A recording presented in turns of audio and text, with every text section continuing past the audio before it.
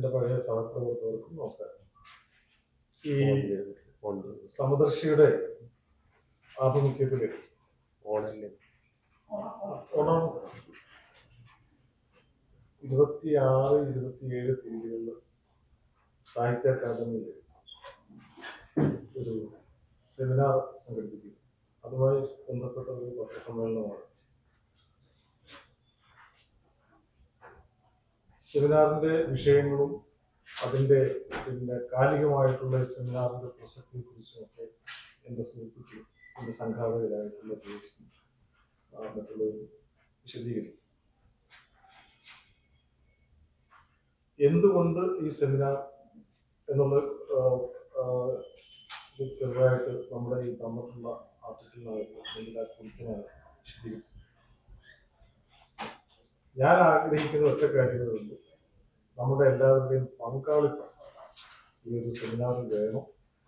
സെമിനാറുമായി ബന്ധപ്പെട്ട വാർത്തകളും എല്ലാം വിശദമായിട്ട് നൽകണം എന്നുള്ള അഭ്യർത്ഥനയാണ്.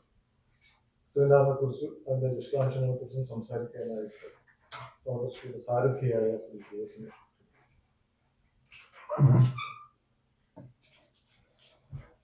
സുഹൃത്തുക്കളെ, ദലിതരുടെയും ന്യൂനപക്ഷങ്ങളുടെയും സാമൂഹ്യ ഇടങ്ങൾ എന്നതാണ് സെമിനാറിന്റെ ടോപ്പിക്. ഇന്ത്യയുടെ ഒരു വർത്തമാനാവസ്ഥയിൽ കേരളത്തിന്റെ പ്രത്യേക സാഹചര്യത്തിൽ ഇതെങ്ങനെ പ്രവർത്തിക്കുന്നു എന്ന് പരിശോധിക്കുകയാണ് ഈ സെമിനാറിന്റെ ലക്ഷ്യം. ഇത്തരം പ്രശ്നങ്ങൾ പലപ്പോഴും ഒരു തെരഞ്ഞെടുപ്പ് വിഷയമായിട്ട് തെരഞ്ഞെടുപ്പ് വേളയിൽ ചിലപ്പോഴൊക്കെ സംവരണത്തിന്റെയോ അല്ലെങ്കിൽ സമ്മർദ്ദ രാഷ്ട്രീയത്തിന്റെയോ ഒക്കെ ഭാഗമായിട്ട് ചർച്ച ചെയ്യപ്പെടാറുണ്ട്. അതിനപ്പുറം ഇതിന് ആഴത്തിലാവുന്ന ചില സമീപനങ്ങൾ നമുക്കറിയാവുന്ന പോലെ തന്നെ ന്യൂനപക്ഷ സംരക്ഷണം, അതുപോലെ തന്നെ അസ്പൃശ്യരായിട്ടുള്ള ജനവിഭാഗങ്ങളുടെ അധികാരത്തിലുള്ള പങ്കാളിത്തം, ഇത് രണ്ടുമായിരുന്നു ഇന്ത്യയുടെ ദേശീയ സ്വാതന്ത്ര്യ സമര പ്രസ്ഥാനത്തിന്റെ പ്രധാനപ്പെട്ട ആഗ്രഹം. രാഷ്ട്രപിതാവായ മഹാത്മാഗാന്ധിയുടെ അവസാനത്തെ അവസാനത്തെ നിരാഹാരം ഒരുപക്ഷെ അദ്ദേഹത്തിന്റെ ജീവാർപ്പണം പോലും ന്യൂനപക്ഷ സംരക്ഷണം എന്ന ജനാധിപത്യ വ്യവസ്ഥയുടെ അടിത്തറയ്ക്ക് വേണ്ടിയിട്ടായിരുന്നു അദ്ദേഹം നടത്തിയത്. അംബേദ്കറാണെങ്കിൽ ഇതിന് ഭരണഘടനാപരമായ സംരക്ഷണം നടത്തുന്നതിന് വേണ്ടിയിട്ടുള്ള അവിരാമമായ ഒരു പോരാട്ടത്തിലായിരുന്നു. ഈ പ്രശ്നങ്ങളുടെ വിശദാംശങ്ങൾ അതിന്റെ അക്കാദമിക തലത്തിലും അത് എത്രത്തോളം കേരളത്തിൽ പ്രസക്തമാകുന്നു എന്ന തലത്തിലും വിശദമായി പരിശോധിക്കണം എന്നാണ് ഞങ്ങൾ ആഗ്രഹിക്കുന്നത്. തെരഞ്ഞെടുപ്പ് ചൂടിനിടയിൽ ഈ പ്രശ്നം പരിശോധിക്കുന്നതിന് അതിന് തക്ക യോഗ്യരായിട്ടുള്ള അക്കാദമികവും സാമൂഹ്യ ശാസ്ത്ര വിഷയങ്ങളിലുള്ള പാണ്ഡിത്യവും പരിഗണിച്ചിട്ടുള്ള ആളുകളെയാണ് ഇതിനോട് നിയോഗിച്ചിട്ടുള്ളത്. നിങ്ങളുടെ സഹകരണം എന്നാണ് സമദർശിയുടെ പ്രസിഡന്റും കവിയുമായ ഗോപികൃഷ്ണൻ കേരളത്തെ കാര്യങ്ങളെക്കുറിച്ച് സംസാരിക്കും. ഇവരുടെ വിശദാംശങ്ങളൊക്കെ സംസാരിച്ചു കഴിഞ്ഞു. 2 ദിവസമായിട്ടാണ് സെമിനാർ. ഫെബ്രുവരി 26, 27 തീയതികളിലാണ്. വൈകിട്ട് 4 മണിക്കാണ് സെമിനാർ തുടങ്ങുക. കേരള സാഹിത്യ അക്കാദമിയിൽ വെച്ചിട്ടാണ് നടക്കുന്നത്. അപ്പൊ ആദ്യത്തെ ദിവസം 3 പേര്, രണ്ടാമത്തെ ദിവസം 3 പേര്, അങ്ങനെയാണ് ഈ സെമിനാർ അറേഞ്ച് ചെയ്തിട്ടുള്ളത്. ആദ്യത്തെ ദിവസം ജവഹർലാൽ നെഹ്റു യൂണിവേഴ്സിറ്റിയിലെ മുൻ അധ്യാപകനായ ഡോക്ടർ AK രാമകൃഷ്ണനാണ് സംസാരിക്കുന്നവരിൽ ഒരാള്. മറ്റൊരാൾ MG യൂണിവേഴ്സിറ്റിയിൽ ഇപ്പം ഗാന്ധിയ സ്റ്റഡീസിന്റെ ഹെഡായി പ്രവർത്തിക്കുന്ന ഡോക്ടർ MH ഇലിയാസ് ആണ്. മൂന്നാമത്തെ ആള് ഇന്ന് കേരളത്തില് ദളിതർക്ക് വേണ്ടി സംസാരിക്കുന്നതിൽ ഏറ്റവും പ്രധാനപ്പെട്ട ആളായ ഡോക്ടർ TS ശ്യാംകുമാറാണ്. 27-ാം തീയതി വൈകിട്ട് ഈ പറഞ്ഞ പോലെ 4 മണിക്ക് തുടങ്ങുന്ന സെമിനാറിൽ 3 പേര് പങ്കെടുക്കും. ആദ്യത്തെ ആൾ പ്രസിദ്ധ എഴുത്തുകാരനും സാമൂഹ്യ ചിന്തകനുമായിട്ടുള്ള KEN ആണ്. ഡോക്ടർ മാളവിക ബിന്നി, കണ്ണൂർ യൂണിവേഴ്സിറ്റിയിലെ ചരിത്രാധ്യാപിക, ഇപ്പം ഈ പറഞ്ഞ പോലെ നിരവധി സംവാദ മണ്ഡലങ്ങളിൽ ഇടപെടുന്ന ഡോക്ടർ മാളവിക ബിന്നി പങ്കെടുക്കുന്നുണ്ട്. പിന്നെ അതുപോലെ തന്നെ ഫാദർ പോൾ തേലക്കാട് പങ്കെടുക്കുന്നുണ്ട്. ഇത് ഇവിടെ ഇവർ വിശദീകരിച്ച പോലെ കഴിഞ്ഞ 75 വർഷങ്ങൾക്കപ്പുറത്ത് ഇന്ത്യൻ റിപ്പബ്ലിക് രൂപം കൊള്ളുമ്പോൾ മുന്നോട്ട് വെച്ചിരുന്ന പ്രധാനപ്പെട്ട 2 ആശയങ്ങൾ, അത് രണ്ടും പ്രാവർത്തികമായില്ല എന്ന് നിങ്ങൾക്കറിയാം. ഇന്ന് ലെജിസ്ലേറ്റീവ് എടുത്തു നോക്കി കഴിഞ്ഞാലും ജുഡീഷ്യറി എടുത്തു നോക്കി കഴിഞ്ഞാലും എക്സിക്യൂട്ടീവ് എടുത്തു നോക്കിക്കഴിഞ്ഞാലും ദളിതരുടെയും ന്യൂനപക്ഷങ്ങളുടെയും ഒക്കെ പ്രാതിനിധ്യം എന്ന് പറയുന്നത് പലപ്പോഴും അദൃശ്യരാണ് അവര് ആ ഭാഗത്ത്. ഡിസിഷൻ മേക്കിങ്ങിന്റെ തലത്തിലൊക്കെ അവർക്ക് തീരെ പങ്കാളിത്തില്ല. മാത്രമല്ല ഇന്ത്യയിലെ പൊതു രാഷ്ട്രീയ സ്ഥിതിയും ഇവർക്ക് എതിരായിക്കൊണ്ടിരിക്കുന്ന കാര്യം നിങ്ങൾക്ക് എല്ലാവർക്കും അറിയാം. ഈ ഇത് ഇപ്പോ ഉണ്ടായിട്ടുള്ള ഒരു വലിയ വ്യത്യാസം എന്ന് പറഞ്ഞാല് അവര് വളരെ വ്യക്തമായിട്ട് ഈ കാര്യങ്ങൾ ഉന്നയിക്കാൻ തുടങ്ങിയിരിക്കുന്നു എന്നുള്ളതാണ്. മറ്റേ പൊതു പ്രശ്നമായിട്ടായിരുന്നു ഈ കാര്യങ്ങളൊക്കെ ചർച്ച ചെയ്തിരുന്നത്. ഇന്ന് ന്യൂനപക്ഷത്തിന്റെ ഇടയിൽ നിന്നും ദളിതരുടെ ഇടയിൽ നിന്നൊക്കെ അക്കാഡമിക്കുകൾ ഉയർന്നു വരുന്നുണ്ട്, വലിയ തരത്തിലുള്ള ആക്ടിവിസ്റ്റുകൾ ഉയർന്നു വരുന്നുണ്ട്. അപ്പൊ ഈ ഒരു ഘട്ടത്തിൽ അവർ വ്യക്തമായിട്ട് സംസാരിക്കാൻ തുടങ്ങിയ ഒരു കാലഘട്ടം കൂടിയാണ്. അപ്പോ ഈ പറഞ്ഞ പോലെ നമ്മൾ ഇപ്പം ഒരു രാഷ്ട്രീയ പ്രക്രിയകളിലൂടെ കടന്നുപോയിക്കൊണ്ടിരിക്കുമ്പോൾ യഥാർത്ഥ രാഷ്ട്രീയ പ്രശ്നങ്ങൾ ചർച്ച ചെയ്യണമെന്നുള്ള ആഗ്രഹമാണ് സമദർശിയെ ഇതിനെ പ്രേരിപ്പിച്ചത്. സമദർശി നിങ്ങൾക്ക് അറിയാവുന്ന പോലെ ഏതാണ്ട് 2 വർഷത്തോളമായിട്ട് ഇവിടെ പ്രവർത്തിച്ചു വരുന്ന ഇത്തരം സീരിയസ് ആയിട്ടുള്ള കാര്യങ്ങളിൽ പലതരത്തിലുള്ള ഇടപെടലുകൾ നടത്തുന്ന ഒരു സംഘടനയാണ്. അപ്പൊ അതുകൊണ്ട് ഇതിന് ഒരു അർഹിക്കുന്ന പ്രാധാന്യം, ഇതിന്റെ ഒരു രാഷ്ട്രീയ പശ്ചാത്തലം കൂടി മനസ്സിലാക്കി, ഇതിന്റെ ഒരു ഇന്ത്യയിൽ ഇതിന്റെ ഒരു രാഷ്ട്രീയ പ്രസക്തി മനസ്സിലാക്കിയിട്ട് ഇത് വേണ്ടത്ര ഒരു വാർത്താ സ്ഥലം നിങ്ങൾ നൽകണമെന്ന് അഭ്യർത്ഥിക്കുന്നു. ഇത് പരമാവധി ജനങ്ങളിലേക്ക് എത്തിക്കേണ്ട ഒരു കാര്യമായതുകൊണ്ടാണ് ഈ അഭ്യർത്ഥന മുന്നോട്ട് വയ്ക്കുന്നത്. അത് നമ്മൾ തീരുമാനിക്കും എന്താന്നുള്ളത്. അവരോട് എഴുതി കൊണ്ടുവരാൻ നമ്മൾ ആവശ്യപ്പെടും. അങ്ങനെ ആണെങ്കിൽ ആ തരത്തിൽ ആലോചിക്കാവുന്നതാണ്. ഈ ഹിന്ദുത്വ രാഷ്ട്രീയത്തിനെതിരെ ഒരു ശക്തമായ മൂവ്മെന്റ് ഉണ്ടാക്കുന്ന വിഷയത്തിൽ സജീവമായിട്ട് ഇടപെടൽ. അതുണ്ട്. ഞാൻ പറയുന്നത് ഇതിപ്പോ ഒരു പ്രത്യേക തരത്തിൽ ഇപ്പം ഒരു ഹിന്ദുത്വ രാഷ്ട്രീയത്തെ മുൻനിർത്തി എന്നതിനേക്കാൾ ഇന്ത്യൻ ഭരണഘടന ഇവിടെ ജോസ് വിശദീകരിച്ച പോലെ 2 കാര്യങ്ങളാണ് അതിൽ പ്രധാനമായിട്ട് പങ്കുവച്ചിട്ടുള്ളത്. ഒന്ന്, ഗാന്ധിയുടെ നേതൃത്വത്തിൽ മെജോറിറ്റി മൈനോറിറ്റി തമ്മിലുള്ള നെഗോഷിയേഷൻ എങ്ങനെയായിരിക്കണം, ഡയലോഗ് എങ്ങനെയായിരിക്കണം എന്നുള്ളതാണ് 46 മുതൽ 48 വരെയുള്ള ഗാന്ധിയുടെ ജീവിതം എന്ന് പറയുന്നത്. വലിയ വർഗീയ ലഹളകൾ നടക്കുമ്പോൾ ആ കാര്യമാണ് നിരന്തരമായിട്ട് ഉന്നയിച്ചിരുന്നത്. അവസാനത്തെ ജോസ് സൂചിപ്പിച്ച പോലെ അവസാനത്തെ നിരാഹാര സത്യാഗ്രഹവും ഗാന്ധിയുടെ ജീവത്യാഗവും അതിനു വേണ്ടിയിട്ടായിരുന്നു. അപ്പൊ അത് നമ്മുടെ ഇന്ത്യ എന്ന് പറയുന്ന ഒരു ആശയത്തിന്റെ പ്രധാനപ്പെട്ട ഒരു പ്രധാനപ്പെട്ട ഒരു ആശയത്തിന് നൽകിയ പ്രധാനപ്പെട്ട സംഭാവനയാണ്. രണ്ടാമത്തെ കാര്യം, ഈ ഭരണഘടന ഉണ്ടാക്കുമ്പോൾ ഏറ്റവും പ്രധാനമായിട്ട് അംബേദ്കർ ശ്രദ്ധിച്ചത് ഇതുവരെ മനുഷ്യാവകാശം കിട്ടാത്ത ഒരുപാട് മനുഷ്യർ ഇന്ത്യയിലുണ്ട്. ഡിപ്രസർ ക്ലാസ് തന്ന് വിളിച്ചിരുന്ന ഏറ്റവും അടിത്തട്ടുള്ള മനുഷ്യർ. അപ്പൊ അവർക്ക് ഈ സമത്വം, തുല്യത എല്ലാ രംഗത്തും വേണം എന്നുള്ള ഒരു വലിയ ഡോക്യുമെന്റ് ആണ് നമ്മുടെ ഭരണഘടന എന്ന് പറയുന്നത്. അപ്പൊ ഇത് രണ്ടും പ്രത്യേക രീതിയിൽ ഇന്ത്യ എന്ന് പറയുന്ന ഒരു ആശയത്തെ രൂപപ്പെടുത്തുന്നതിൽ വലിയ പങ്ക് വഹിച്ചിട്ടുണ്ട്. അപ്പൊ നമ്മൾ ഈ 75 വർഷം കഴിഞ്ഞ് തിരിഞ്ഞു നോക്കുമ്പോൾ ഇത് എങ്ങനെയാണ് അത് നമ്മുടെ ഒരു സ്വതന്ത്ര ഇന്ത്യയിൽ അത് സാധിക്കപ്പെടാതെ പോയതെന്ന് പറഞ്ഞ ക്വസ്റ്റ്യൻ ഉണ്ട്. ഞാൻ പറയുന്നത് ഇപ്പോഴുള്ള ഒരു രാഷ്ട്രീയ സ്ഥിതിയേക്കാൾ ആഴത്തിലുള്ള ഒരു രാഷ്ട്രീയം അതിന് പിന്നിലുണ്ട് എന്നാണ് പറയാൻ ശ്രമിച്ചത്. കേരളത്തിലും ഈ പ്രശ്നമുണ്ട്.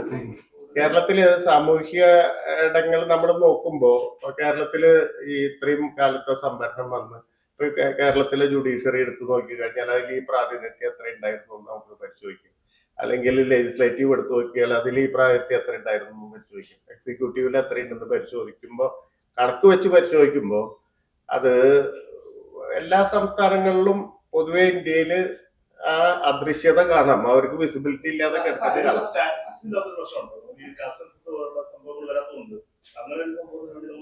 അതിന്റെ ഇപ്പൊ മോഹൻ ഗോപാൽ പോലുള്ള ആൾക്കാര് സ്റ്റാറ്റിസ്റ്റിക്സ് വെച്ച് തന്നെ ഇപ്പം പറഞ്ഞുകൊണ്ടിരിക്കുന്നുണ്ട്. ഡോക്ടർ മോഹൻ ഗോപാലിനെ പോലുള്ള ആൾക്കാര് വളരെ വ്യക്തമായിട്ട് ഇപ്പൊ കേരളത്തില് ചീഫ് സെക്രട്ടറിമാര് എത്ര പേര് മുസ്ലിമോ അല്ലെങ്കിൽ ദളിതരോ ആയിട്ടുണ്ടെന്ന് പറഞ്ഞ ക്വസ്റ്റ്യൻ ചോദിക്കുന്നുണ്ട്. എന്ന് പറഞ്ഞാൽ IAS എന്ന് പറയുന്ന കാറ്റഗറിയിൽ ഈ ക്രീമി ലേയേഴ്സില് കേരളത്തിലെ ചീഫ് സെക്രട്ടറി ആയിട്ടിട്ടത് എത്ര ദളിതർ എന്ന് ചോദിച്ചാൽ 0 എന്നാണ് ഉത്തരം. എന്തുകൊണ്ടെന്ന് പറഞ്ഞ ക്വസ്റ്റ്യൻ ചോദിക്കല്ലോ, അത് രാഷ്ട്രീയ ക്വസ്റ്റ്യൻ ആണല്ലോ. അല്ലെങ്കിൽ കേരളത്തിലെ ഒരു മുസ്ലിമും ചീഫ് സെക്രട്ടറി ആയിട്ടില്ല.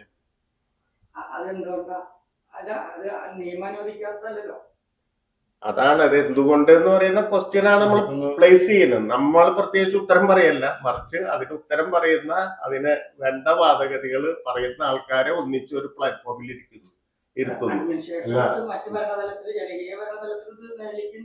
എല്ലായിടത്തും ഉണ്ട്. ഈ ഇപ്പൊ ദളിതരും അതുപോലെ തന്നെ മൈനോറിറ്റീസിന്റെയും ഒക്കെ തന്നെ പ്രത്യേകിച്ച് ദളിതരുടെ ഒക്കെ തന്നെ റെപ്രസെന്റേഷൻ നമ്മുടെ പ്രൈവറ്റ് സെക്ടറിലും എടുക്കുന്നുണ്ട്. പ്രൈവറ്റ് സെക്ടർ എന്ന് പറയുമ്പോൾ മറ്റേ വിദ്യാഭ്യാസ മേഖല മാത്രമല്ല, വലിയ കോർപ്പറേറ്റ് സ്ഥാപനങ്ങളുടെ സിഇഒമാരും അങ്ങനെയുള്ള കാര്യങ്ങളുണ്ട്. അപ്പൊ ദേശീയ തലത്തിൽ ഇത് പ്രധാനപ്പെട്ട പ്രശ്നം വരുമ്പോൾ തന്നെ അതിന്റെ ഒട്ടേറെ അനുരണനങ്ങൾ കേരളത്തിലുണ്ട്. പുരോഗമനം എന്ന് പറയുന്നത് ചില സൂക്ഷ്മ തലത്തിൽ ഒഴിഞ്ഞു കിടക്കുകയാണ്. അപ്പൊ അതിന്റെ ഒരു വിശദാംശങ്ങൾ ചർച്ച ചെയ്യപ്പെടണം എന്നാണ് നമ്മുടെ അതെ. ആരുടെയാണ് കുറ്റം? അതാണ് അവര് സംസാരിക്കുകയാണ്. ഞാൻ പറഞ്ഞത് ഇതൊരു പാർട്ടിയോ അല്ലെങ്കിൽ ഒരു പ്രസ്ഥാനം എന്നുള്ളതല്ല, മറിച്ച് ഒരു സാമൂഹ്യ പ്രശ്നം മുന്നിൽ വെക്കുന്നു, അതിന് മുൻനിർത്തി സംസാരിക്കുന്ന ആളുകൾ ഇന്നുണ്ട്. അപ്പൊ അവരൊരു പ്ലാറ്റ്ഫോമിൽ കൊണ്ടുവരികയാണ്. അപ്പം ഇത്തരം കാര്യങ്ങൾ പൊതുവേദിയിൽ ചർച്ച ചെയ്യണമെങ്കിൽ അങ്ങനെയുള്ള സംഭാഷണങ്ങൾ ഉണ്ടാവണം, സംസാരങ്ങൾ ഉണ്ടാവണം. എന്ന് പറഞ്ഞാൽ പണ്ടത്തെ മാതിരി നിവേദനം കൊടുത്ത് കാത്തിരിക്കുന്നതിൽ ഉപരിയായിട്ട് അവര് തന്നെ സംസാരിച്ചു തുടങ്ങുന്നു.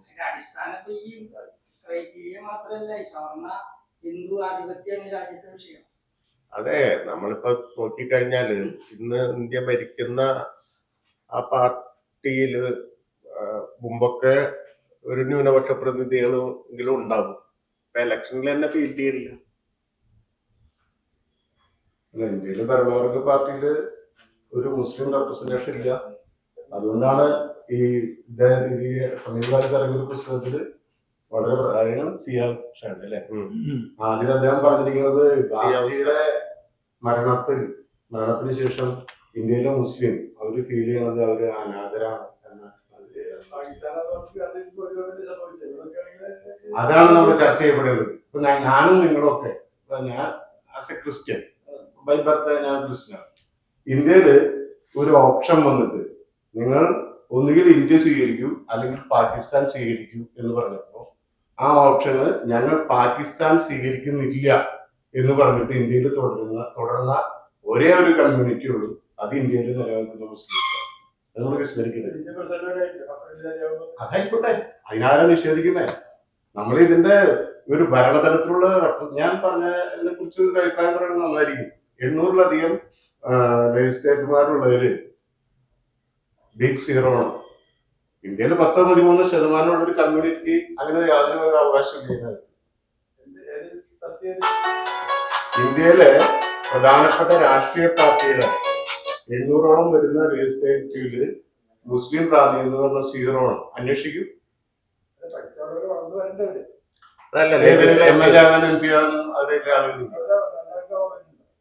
അല്ല ആ കമ്മ്യൂണിറ്റിക്ക് ആളുകൾ ഇല്ലാതെ നടത്താനുണ്ടാവുക. വളരെ മുമ്പ് ധാരാളം ഉണ്ടായിരുന്നല്ലോ. ഒന്ന് നിങ്ങൾ തന്നെയല്ലേ പറഞ്ഞത്, ഇപ്പൊ ഫക്രുദ്ദീൻ അലി അഹമ്മദ് രാഷ്ട്രപതി ആയില്ലേ എന്ന് ചോദിച്ചില്ലേ അല്ലേ? അപ്പം അതുപോലെ ഇന്ത്യയിൽ ഇന്ന് ഭരിക്കുന്ന കക്ഷിയുടെ ലെജിസ്ലേറ്റീവിൽ ഒരു മുസ്ലിം ഇല്ല. അത് റെപ്രസെന്റേറ്റീവ് ഡെമോക്രസിയിൽ അതിൽ ചോദിക്കണ്ടേ? അതെ, ഇലക്ഷൻ നിർത്തിയിട്ടില്ല. ഇലക്ഷൻ ഒറ്റ കാൻഡിഡേറ്റിനെ ഫീൽഡ് ചെയ്തിട്ടില്ല. എന്നാലല്ലേ ജയിക്കും തോൽക്കുകയും ചെയ്യുള്ളൂ. ഇലക്ഷൻ നിർത്തിയാലല്ലേ ജയിക്കും തോൽക്കുന്ന റിസൾട്ട് വരുമ്പോ ഇതുണ്ടാവുള്ളൂ. അല്ല, പൊളിറ്റിക്കൽ പ്ലാറ്റ്ഫോമിലുള്ള ആൾക്കാരാണ് ഫക്രുദ്ദീൻ അലി അഹമ്മദ്. ലെജിസ്ലേച്ചറിലേക്ക് വരുമ്പോൾ ലോക്സഭയിലും രാജ്യസഭയിലും ഒക്കെ ഒരു നോമിനി ആവുക അല്ലെങ്കിൽ മത്സരിക്കുക എന്ന് പറയപ്പെടുന്നത് ഏത് പൊളിറ്റിക്കൽ പാർട്ടിയാണോ ആ പാർട്ടിയുടെ ഒരു ദൗത്യമാണ് ഒരാൾ ചൂസ് ചെയ്യാറുള്ളത്. 13% വരുന്ന ഒരു സൊസൈറ്റിയുടെ ഒരു റെപ്രസെന്റേഷൻ എങ്കിലും ഈ മഹാരാജ്യത്തെ പ്രധാനപ്പെട്ട നിയമനിർമ്മാണ സഭയിൽ ഇല്ലേ അല്ലെങ്കിൽ ഇല്ലല്ലോ എന്നുള്ളതാണ് ഞങ്ങൾ ഈ പറഞ്ഞ എല്ലാവരും പറയുന്നത്. ആ ഒരു സാഹചര്യത്തെ എങ്ങനെ ഉണ്ടായി, എങ്ങനെയാണ് ഇപ്പോ അങ്ങനെയുള്ള വിഭാഗങ്ങളുടെ ആശങ്കകൾ, അതൊക്കെ ചർച്ച ചെയ്യുക. തർക്കത്തിന്റെ അല്ല, നമ്മളൊരു റിയാലിറ്റി പറയുന്നു. ആ റിയാലിറ്റിയെ പലതരത്തിൽ സമീപിക്കാം. അപ്പോ അവരുടെ ഭാഗത്തു നിന്ന് ഉള്ള സമീപനം നമ്മള് ഷോക്കേസ് ചെയ്യാണ് സെമിനാറിൽ ചെയ്യുന്നത്. എന്തായാലും കേരളത്തിലടക്കം ഇത് വളരെ സജീവ പ്രശ്നമാണെന്നുള്ള കാര്യത്തിൽ ഞാൻ സംശയമില്ല. ഇപ്പോൾ നമുക്ക് ബോധ്യമായി ഇതിന് വിവിധ തലങ്ങൾ ചർച്ച ചെയ്യപ്പെടണം, സ്വതന്ത്രമായിട്ട് ചർച്ച ചെയ്യപ്പെടണം എന്നാണ് കാര്യം. വിവിധ തലങ്ങൾ ഈ പറഞ്ഞ പോലെ തന്നെ ആരും മാറ്റി നിർത്തുന്നതല്ല എന്നുണ്ടെങ്കിൽ അങ്ങനെ ഒരു വാദം വന്നോട്ടെ, അതാണ് ശരി.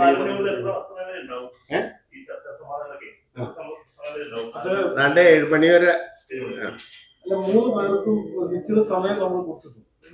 ഒരു ഇന്ററാക്ഷനും അതിനുശേഷം മൂന്ന് പേരും ഉണ്ടാവുന്ന വേദിയിൽ വെച്ചിട്ട് നമുക്ക് പിന്നെ പബ്ലിക്കിന്റെ ഒരു ചോദ്യങ്ങൾക്ക് മറുപടി പറയുന്നു.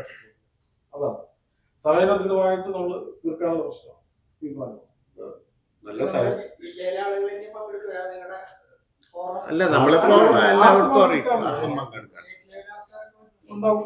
അല്ല ഇവരൊക്കെ പുറത്തുനിന്ന് വരുന്നവരാണ്. ഇവരെല്ലാവരും പുറത്തുനിന്ന് തൃശ്ശൂരല്ലല്ലോ.